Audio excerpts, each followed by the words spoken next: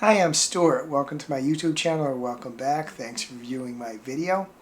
This video I give my reading update for the week ending 6/13/2026.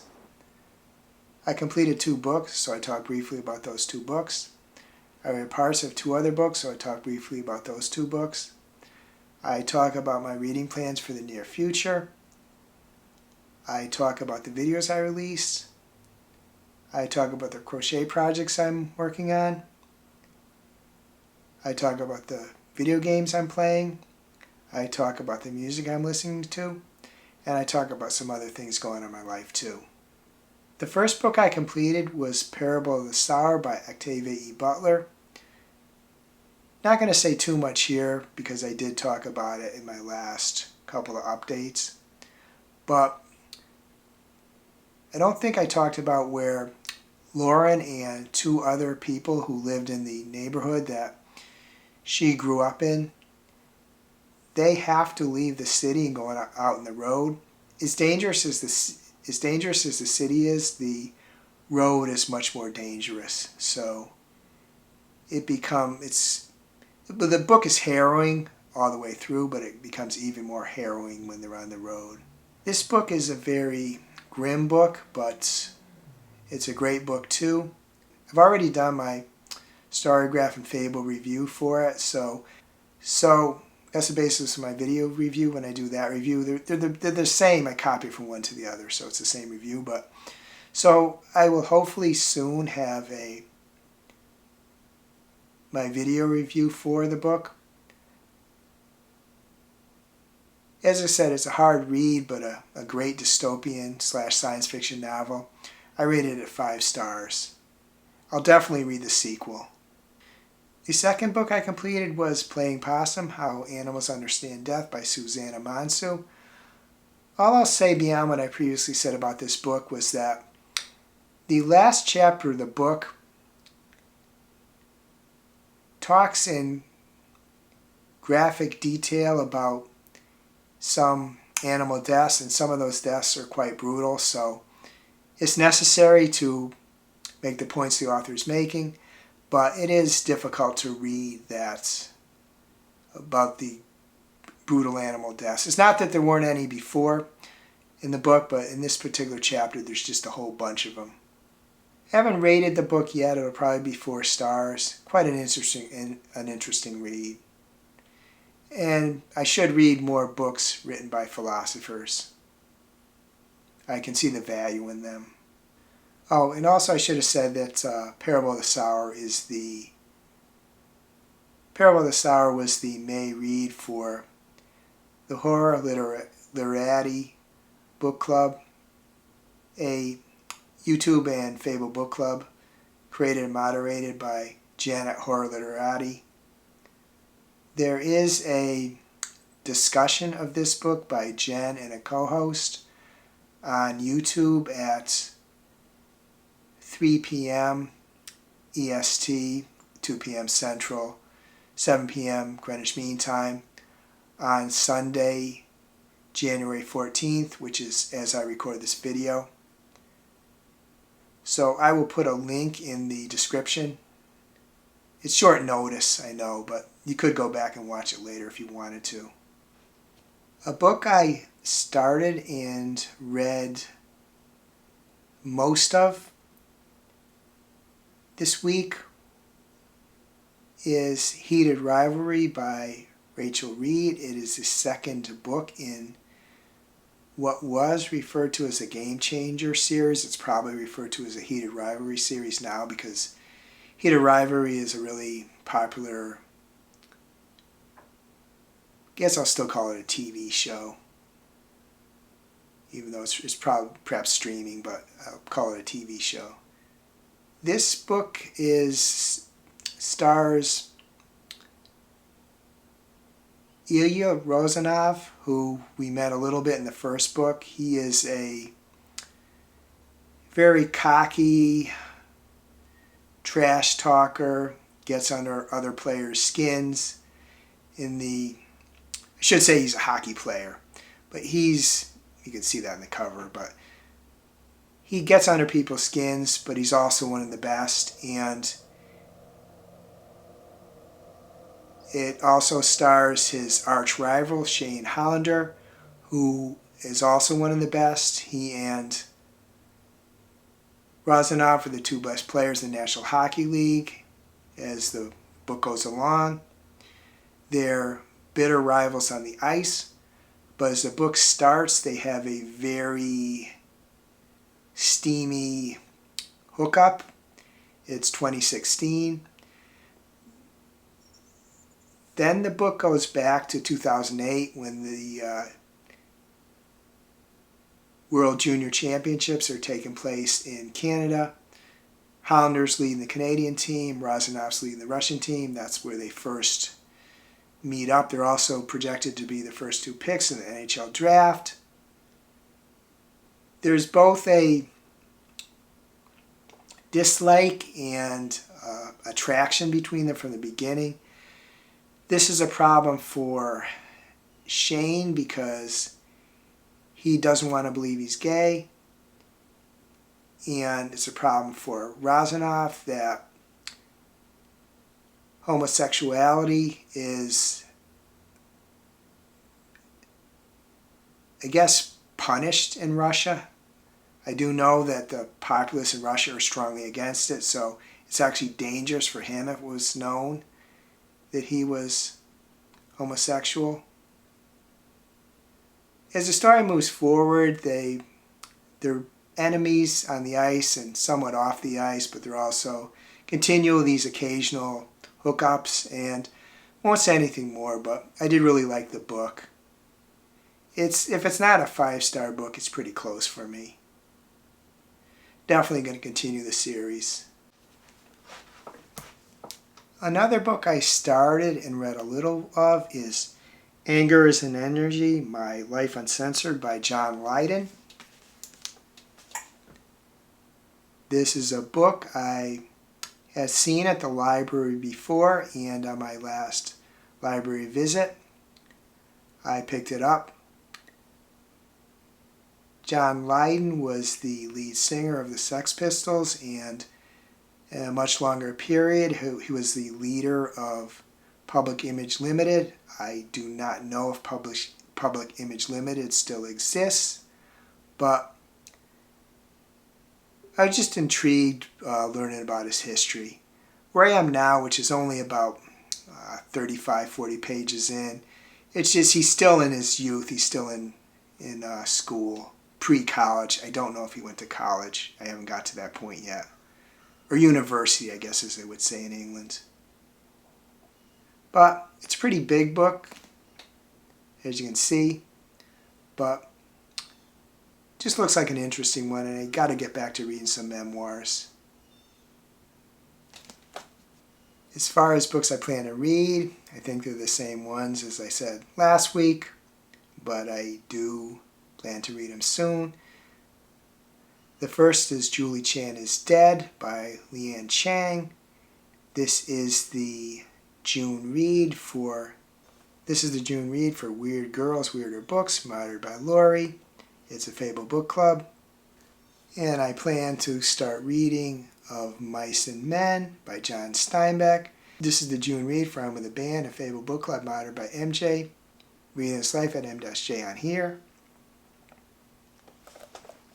And as I also said in my last video, in July I plan to read The Stand. This is for a group read on the Witchwood Coven Discord, the Discord of Steph at Fallen to Steph. Years ago, I read both the original short, which was I think 700 pages, so not exactly short, and the re-release with the full version of The Stand, which is around 1,200 pages.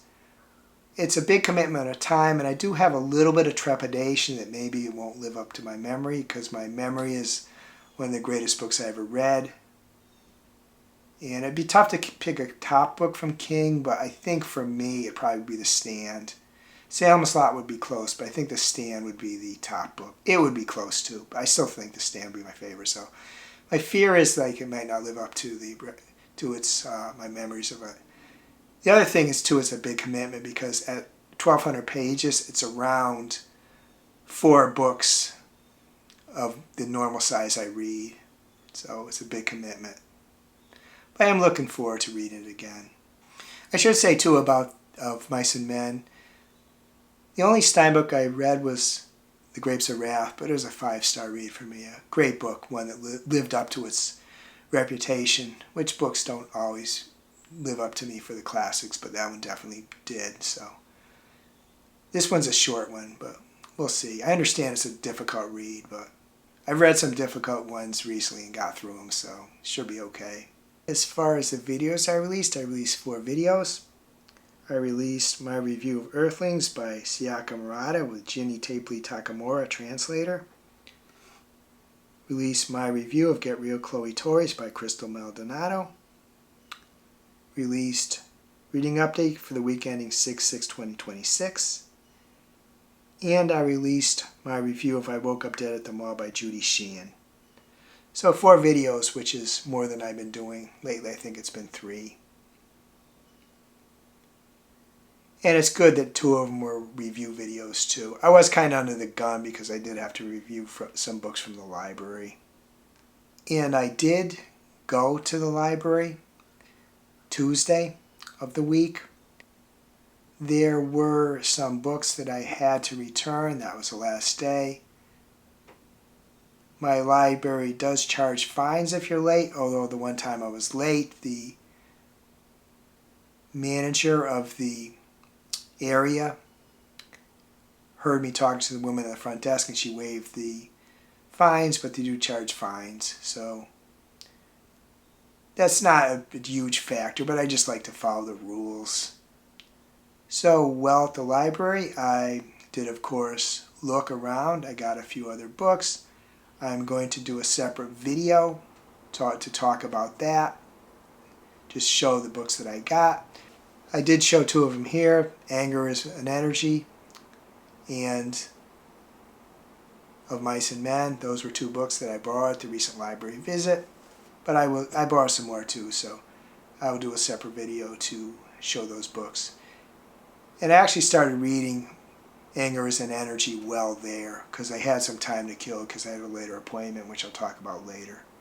Also, I went to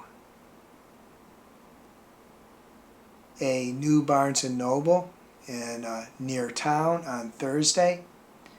It's the first new one I've been to. The one that I had previously gone to was there for decades. As I said in a previous video, that one, they shut down that location, but they're starting a new one down the street, but that's not the one, that one's not ready yet, the new one. So this was a different one I went to. I'll talk more about that too in the video where I talk about the library books. I'll also talk about the books I got at the Barnes & Noble. I'll talk a little bit about that. All I'll say is that it was a bit overwhelming because the old setup was things are set up in straight lines. Here there's a lot of corners. It's almost kind of like going through a maze, but even though it was a few months old, there still was a new paint smell. It was impressive. It was cool being at a new Barnes. The cafe is really big. I didn't look at the offerings, but the cafe is really big. And they had a few soft chairs scattered about too, which the old Barnes I went to, initially when I started going there, had hard chairs, and then they eliminated those. So the only seating was in their cafe. So I was glad to go to the new one. It isn't a new shopping plaza, and that there was midday Thursday. It was pretty busy, that plaza. So that kind of might be an issue because I don't like to go to. The Barnes wasn't, fair amount of people, but it wasn't like super crowded. But the plaza itself, there's just a lot of people there. Now, as far as crochet projects, I finally have something to tell again. I did do this, which is a granny square. This is the latest pattern I worked on from Everyday Crochet, A Complete Beginner's Guide by June Gilbank. I did not soak and block it. I may at some point, but it's more for practice. So we'll see. Came out pretty good. It took maybe 3 hours, but I think it came out pretty well. And I worked on some more on You the Capybara. a Wooble, the first giant-sized Wooble I worked on, possibly the only one they've released. I'm not positive about that, but I did complete the body. It's a bit of a challenge working with a double-sized hook and double-sized yarn. A little bit hard on the hands, but I think U's coming out pretty well. As far as the video games I'm playing, I continue to play the same 3 games.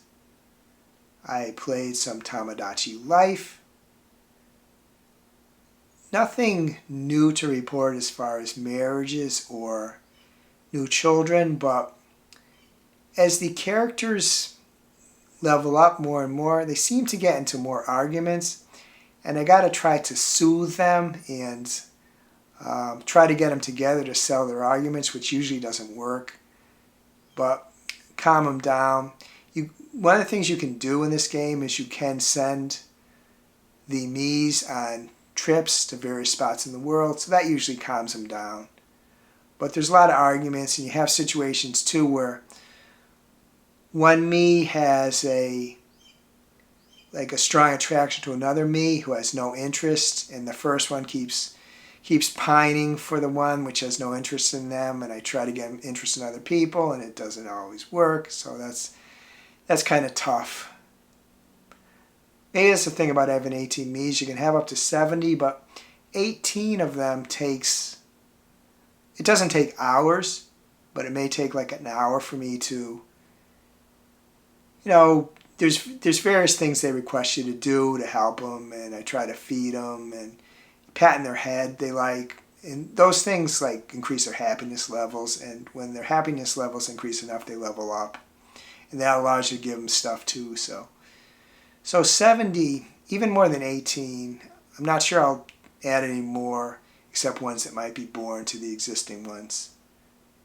But if you had 70, there'd be more options romantically for them too.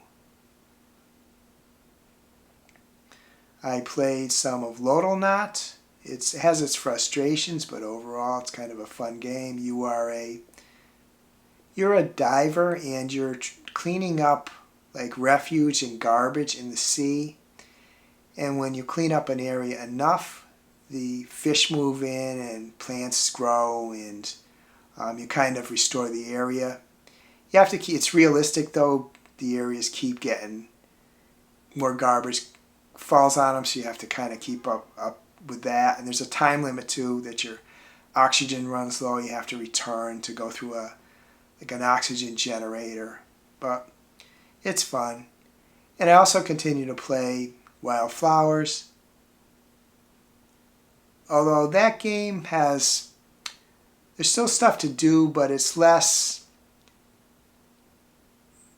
and less. At some point, I've said this before, but at some point I'll probably stop playing because simply there won't be enough. If I stop seeing enough new tasks to do, I might stop playing, but I've played it a lot. As far as the music I listen to Cat's Eye and Alice Cooper. I don't know if it's anybody's is of my vintage, but Alice Cooper released a song called School's Out back when I was a kid in the 70s. When school would get out, you'd hear on the radio that song a lot, and that's a great memory for me because I really loved the end of school and going to summer. It's one of the best feelings of my life, possibly the best feeling of all. Just the school ending, going home on the bus, and summer starting. Seemed like a long time. Of course, it goes by quickly, but in that song, School's Out by Alice Cooper, that got played a lot. So that just brings me back, and the local high school, the one that I actually went to, recently had their graduation this past Thursday, so got me thinking of that song, so I was playing it a little bit. And a few other Alice Cooper songs too. I'm 18, Poison, No More Mr. Nice Guy, playing those songs, but especially School's Out, because that song brings back memories to me to this day. I wouldn't be surprised if it's playing now, although I'm not sure what stations would play it. Just a great memory song brings back to me. As far as other things, I didn't actually get to the mall this week like I normally do. Just didn't work out. Did go out to eat a few times. But Monday, I had a couple of electricians come in. The week before, we had got a check from our company, which is called ALO. They did a check and suggested that might want to get the breaker box replaced. It was 25, 30 years old. There might be a point where the breakers stopped working, and there's some work outside they suggested. A new meter and some rewiring, attaching stuff. So that took the majority of the day Monday. So I didn't go out because it was around 3 o'clock, and I don't like to go out once it gets into rush hour. Gets more traffic, and I don't like it. And then Tuesday, I got my hair cut and colored. It is a very vibrant color. It does hold up pretty well. I do have a medical mental health update, so I will, as I typically do, put text in the lower left-hand corner of the screen saying that, so you can know, but there's nothing else I intend to talk about in this video besides my outro. So if you have no interest and you watch this far, there's really not going to be anything else. But on Tuesday, there was this is regarding my sister and her stay at the health/rehab facility. On Tuesday, there was a family meeting, and I called into it, and it was led by the social worker. There was a nurse there, rehab. She is doing well. She's good to work with. Things are improving. The only slight fly in the ointment is that every Wednesday, some people at the health rehab facility have to talk to the insurance company to convince the insurance company that they should continue covering my sister's stay there. And with insurance companies in the U.S., they got the power. Too much power in my mind, a lot of people's minds, but it is what it is. So it makes me nervous, but it's just what it is. And so there was no contact after, so the insurance must have approved it for another week, so that's good. But it was a good meeting. I really felt my sister is a good team working with her, and my sister's working with them well, so we'll see how it goes. I think she's got a long road, but at least it's progressing and there are positive signs. I would be interested in knowing how your reading week went, what books you read, what you thought of them. Also, music to listen to, video games you're playing, whatever. If you'd like to let me know, please add a comment. If there's not something else you'd like to comment, please add an emoji. Perhaps a school emoji for the Alice Cooper song School's Out, or a plug emoji, which is the only electrical one I could find for the electrical work we had done. I hope you have a wonderful reading week. I hope you have a wonderful week in general. If you enjoy this video, please give it a like, please subscribe, please hit the bell to get notified when I upload future videos.